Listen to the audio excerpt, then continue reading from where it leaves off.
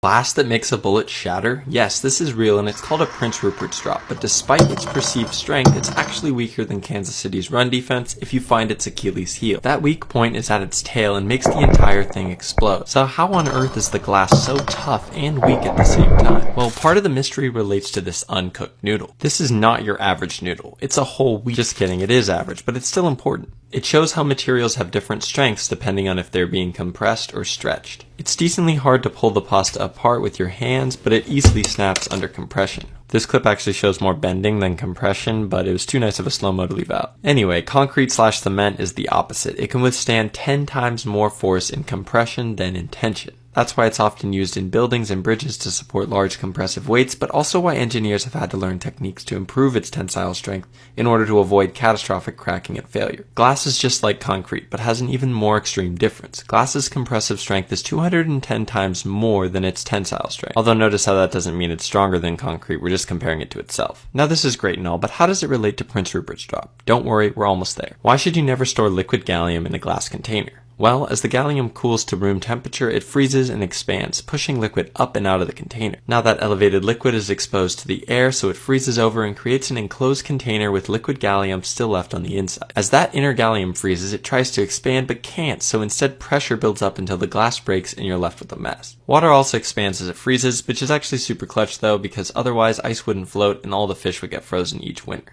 But anyway, water and gallium are the weird, unintuitive exceptions, not the rule. Glass, however, is like most liquids in that it shrinks when it becomes a solid. When you first drop the molten glass in water, the outer shell freezes almost immediately, making an enclosed, rigid container.